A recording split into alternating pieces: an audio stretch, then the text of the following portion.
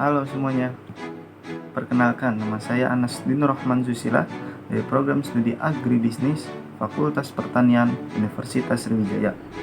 Pada kesempatan kali ini, saya akan menjelaskan mengenai makna Pancasila sebagai sistem etika dan Pancasila sebagai sistem filsafat.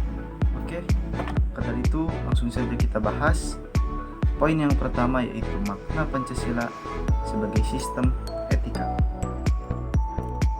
Pancasila sebagai sistem etika. Sebelumnya, saya akan menjelaskan apa itu etika.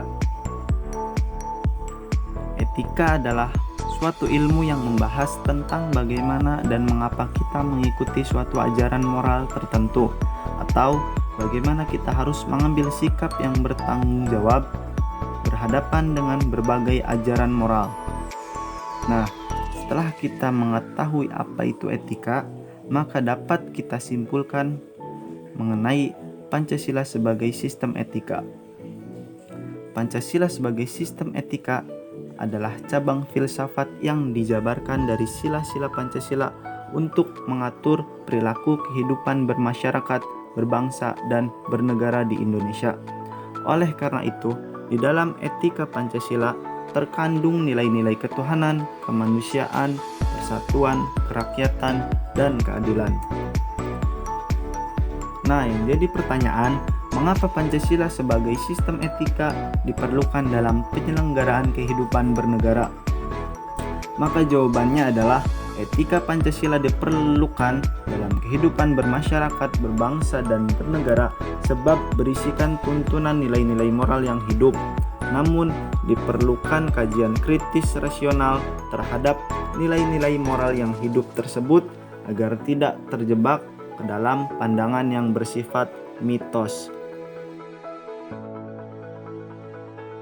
Nah, setelah kita mengetahui poin yang pertama yaitu Pancasila sebagai sistem etika, selanjutnya saya akan menjelaskan mengenai poin yang kedua yaitu Pancasila sebagai sistem filsafat.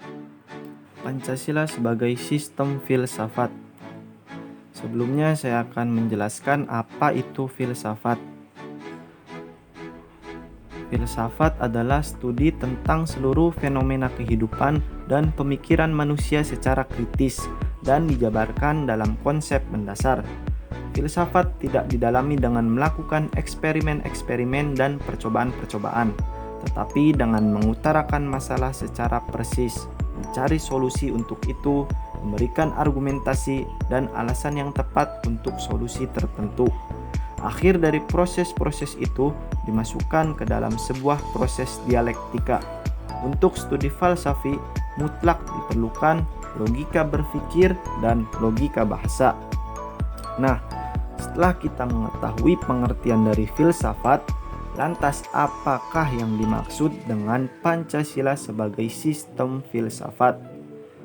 Pancasila sebagai sistem filsafat adalah kesatuan dari berbagai unsur yang dimiliki fungsi tersendiri, tujuan yang sama, saling keterikatan, dan tergantungan. Filsafat adalah upaya manusia mencari kebijaksanaan hidup dalam membangun peradaban manusia. Pancasila adalah ideologi dasar dalam kehidupan bernegara Indonesia.